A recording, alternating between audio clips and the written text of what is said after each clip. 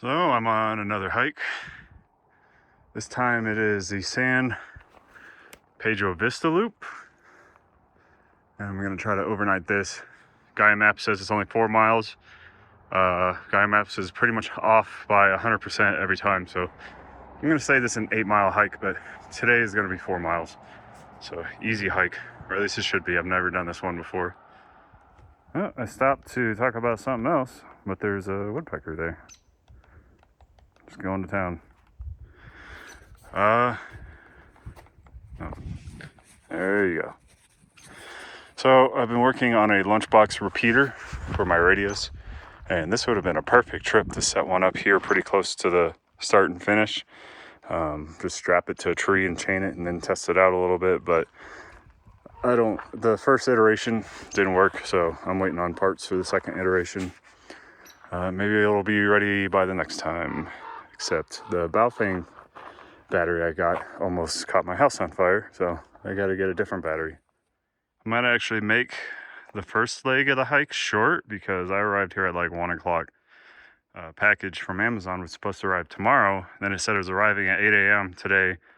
They kept pushing it back, and in that package were some new antennas that I'm eager to test out. But they ended up not arriving until 11 o'clock. So, yep, this is going to be a setting up right at sunset. So, I don't think I'm going to do the whole loop this time. I was looking at the map, and there's a lot of switchbacks. Plus, I arrived so late this time. I think I'm just going to hike until I start seeing the sun setting on those mountains, and then set up camp and then double back the next day. It should be an easier hike than usual, except for the fact that, as usual, I am hiking downhill, and then tomorrow morning I'm going to be doing nothing but hiking uphill. Yes, nice. Those are some pretty lofty clouds. I thought it was smoke earlier because there was another fire on the mountain when I was checking Gaia. Zoom out. This phone does not like gloves. I changed up my gear a little bit. I only have 2 MREs instead of 1, but I do have 7 liters of water instead of 5 because last time I was on my last bottle on the way out. So I brought 2 more. I actually meant to bring 8, but my brain wasn't working, and so I have 7. I got a hat that's now compatible with this backpack because the cowboy hat and everything else likes to hit the back and keep pushing my head forward and keeping my head down. So no matter how I wear the hat, it's fine. I like to wear it up because I can hear things, or down if there's sun. And then I also got some new antennas for my radios that I'll be trying out. Yeah, it's a pretty cool view up there with the clouds and everything. Of course, it looks a lot better in person. I don't know how my phone's handling it. It's definitely colder this time. I'm still wearing the same clothes. Well, obviously I washed them, but the fleece linings, a wool button up.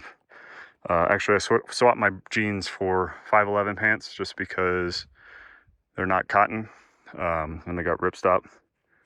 But other than that, I think on the way up this time, I'm definitely not wearing the fleece underneath because it's all gonna be uphill. So my watch a while ago said I finished 1 mile, and Gaia GPS just said I finished 3/4 of a mile. So I have no idea how they're so far off. I'm guessing that Gaia GPS goes off where you are on a map, and the dual band GPS in my Apple Watch and Apple Fitness actually tracks how far that I've gone. I think I'm only going to do 2 miles of this hike because the sun's going down pretty fast. Well, all those super lofty clouds are getting pushed up by the mountain, and then there's some dark, dense clouds moving in from that direction. They're not directly over me, so I hope if they do anything, they do their business over there, because I don't feel like dealing with rain. I brought an emergency parka, but I didn't bring any serious rain gear because I wasn't expecting it. The weather's supposed to be clear all weekend. What a beautiful view. I think I started somewhere up there on that ridge line. I haven't hit the 2 mile mark, but I might actually be able to make the loop and just regret it later. Might stop for a quick photo shoot. I also heard some voices and noise down there, so I think someone might be a quarter-mile behind me. So I think I found where I'm going to camp. I'm actually a quarter of the way through. I could definitely make the loop, but why push myself if I'm not having fun doing it? So I think I'll enjoy camping here more because of the view. If it rains, I'm at least on top of a ridge line. Unfortunately, that means if it gets windy, it's going to get windy up here, but my tent does it pretty well with the wind. But yeah, I think I'm going to call this the halfway and start setting up. Man, these lens protectors really haze over. So this is my current setup, my improved setup from last time. I moved the Bose speakers here so I can actually keep them quieter and they'll last longer, and they actually sound like I'm wearing open back headphones. They're really good right there.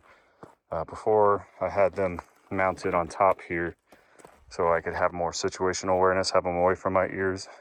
I got both my radios, a ham and a GRMS. I might do some videos on radio stuff later. That's the new Nagoya tactical whip. Everybody talks about the Abri, but nobody's really talked about the Nagoya, so I wanted to try it out since they generally make the best quality in the cheap category. Yeah, I have these because they're the only cheap radios that are waterproof. They have an infamously tall brim here, part of the waterproofing because of the Brie antenna, but I had to trim it down and bevel it to get the Nagoya to fit. I'll have to do a better job later sanding it down. 70-liter pack. I got probably about 40 pounds in there again. Only got 2 MREs, 7 liters of water, plenty of cold weather gear because it's supposed to drop well below freezing. Well, not well below, like 30. I don't even know where they're measuring that at. I managed to move my gun from here and the mags from up here down into this pouch. Everything fits nice. That at least gets it on my hip and on my center of gravity, so it's less felt weight. Trying not to make this clip too long because I'm using ProRes as I talk about going too long. But otherwise, most of it's the same. It's a great pack. It feels a lot better this time. Well, I found 2 repeaters that I could reach. One was a ham repeater, so unfortunately I don't have my license till probably next month. But the other one, I found a GRMS repeater that I can ping. Someone spoke back, said it was coming loud and clear. I really like these antennas.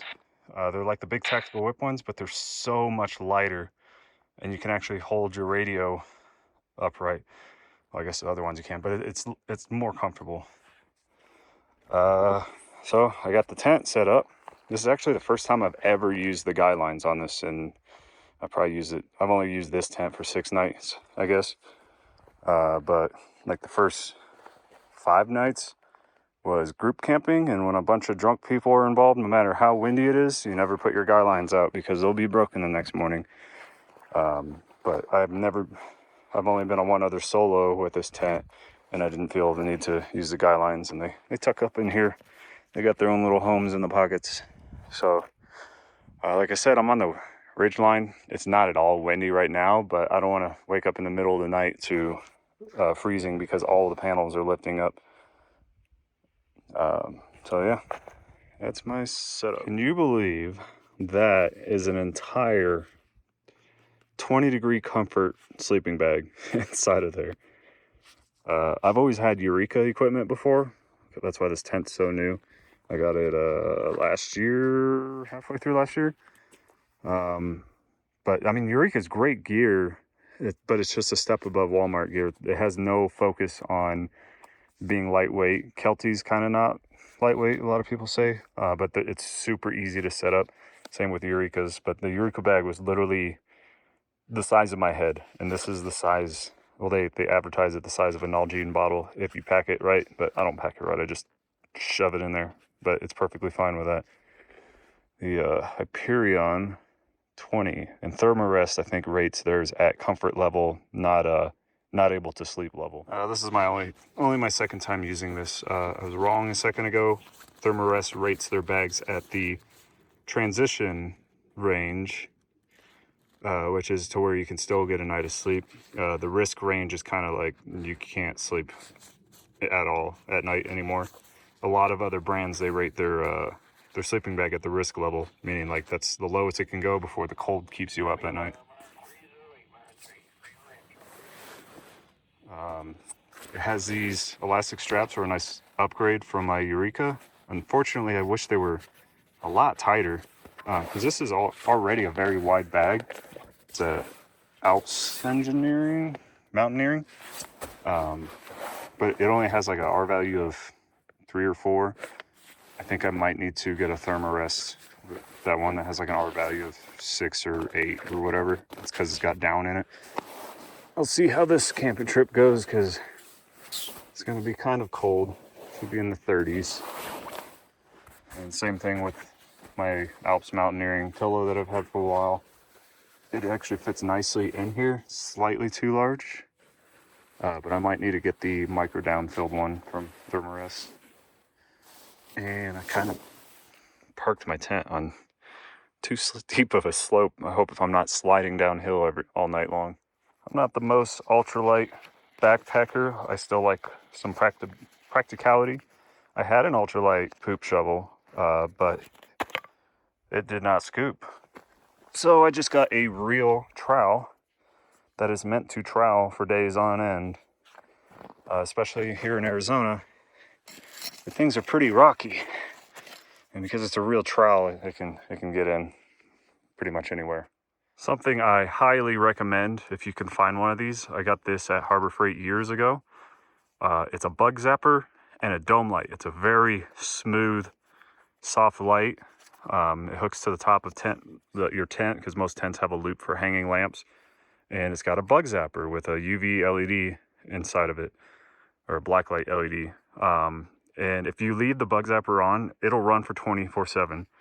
Not 24/7, 24 hours. Unfortunately, it's micro USB charging, but I bring a battery pack anyways, and I just charge it in the morning or whatever like that. And so I leave my tent completely zipped up and this inside just running all day. So if any bugs did manage to get inside, they would at least be zapped by the time I got in.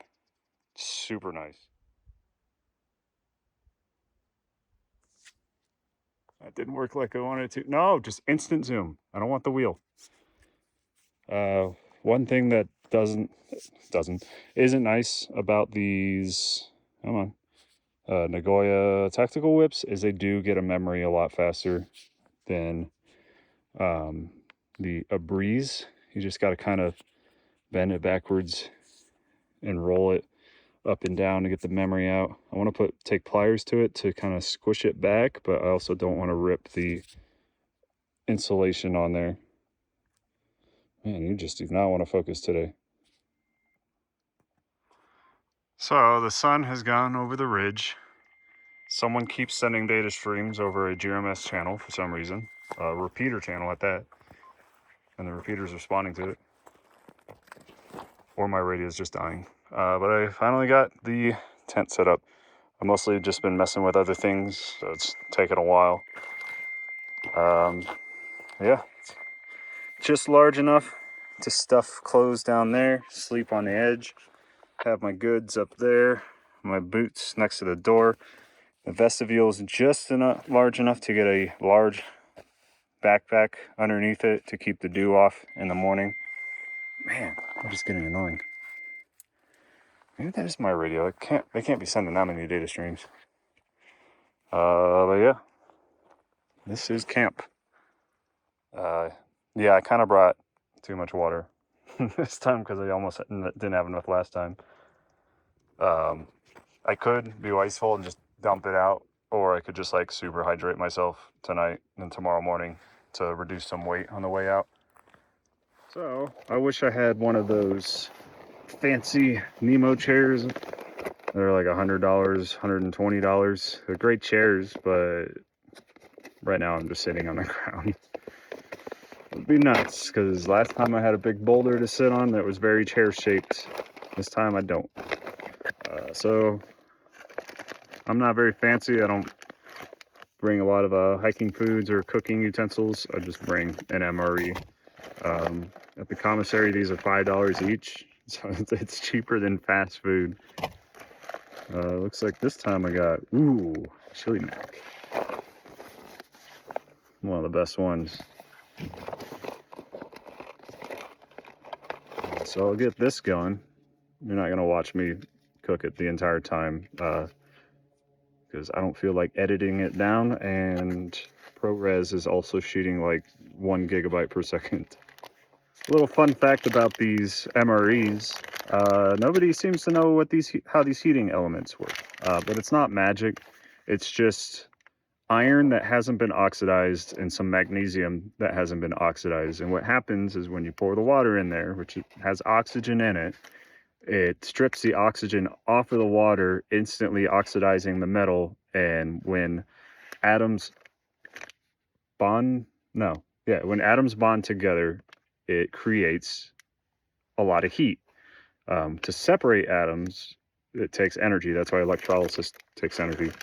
And then it heats up. And that's also why you should never use these next to an open flame, because the other half of water is hydrogen, and it vents off steam and hydrogen. It's not super dangerous because hydrogen needs a lot of oxygen to mix with. So at the worst, it's like a pull. And it's also mixed with steam. It's not super dangerous, but it does produce hydrogen. Also, a little trick is this do not overfill line. Nothing bad will happen if you overfill it. It's just a waste of water. To get the government contract, they needed to have a meal that could be cooked with almost like a certain amount of water, since you don't want to bring that much water with you on hikes or outside the wire. But if you fill it to like halfway above the heating element, you generally get a more consistent cooking. And you don't need to lean it like this against a rock or something. You just need to make sure that it's not spilling out, and you can lean it almost entirely flat. So I like to do a little stovepipe, and I generally get the best results that way, with wasting a little extra water, but I brought way too much water this time. All right, so while that's boiling away, I like to eat everything else. I generally sacrifice 1 water bottle to be thrown away when I get home. I try to reuse them as much as possible, but that's what I'll mix all my beverages in. This bag sucks most of the time. I might actually try using it this time. I got some tortillas for my chili. I'll probably crumble that up and put it in there. I got a chocolate chip cookie, which should be dessert, but I'm gonna eat it while I wait for that to cook. And some mouth dryers and a packet of goodies. So I saved my coffee for the morning, and I just drank both sets of coffee because I got another MRE for breakfast together. And the most important part of every meal, and the most valuable part of the MRE, is the moist towelettes. I love moist towelettes. They used to actually just straight up say moist towelette, like a government package, but I guess they outsourced it now. Kind of sad. Also, despite the myths, MREs aren't like something crazy like 3,000 calories. So it's not an entire day's worth of food, like a lot of people believe.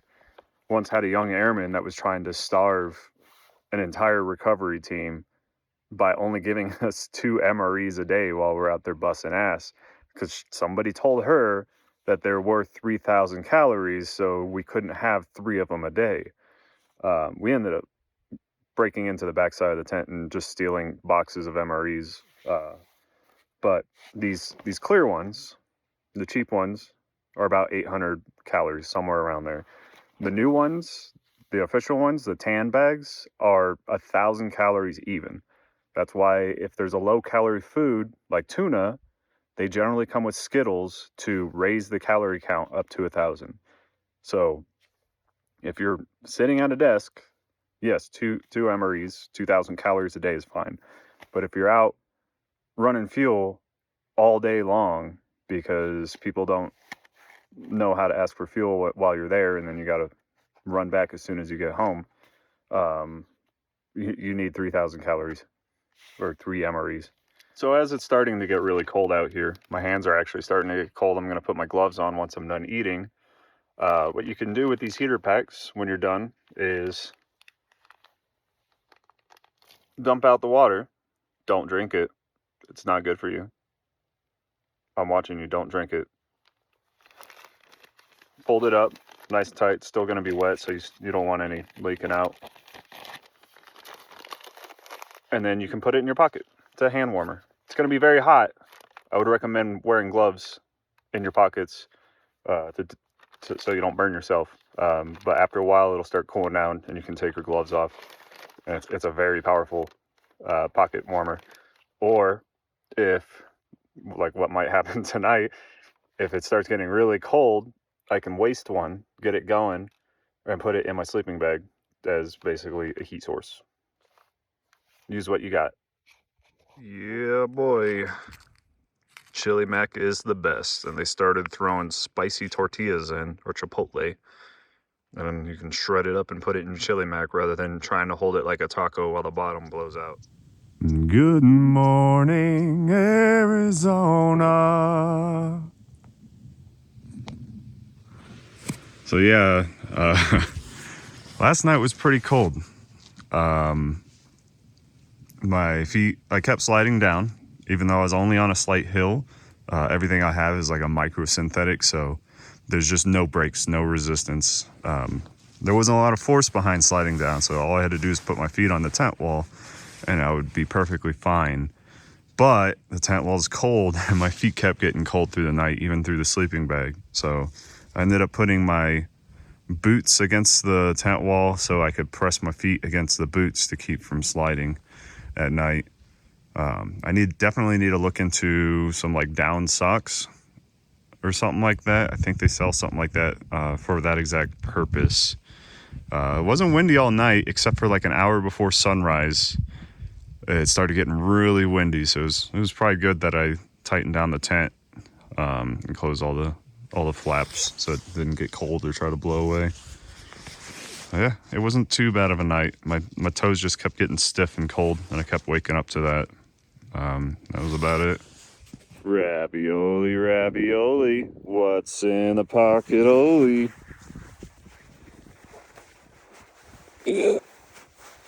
Come on. Oh, wrong pocket. There it is.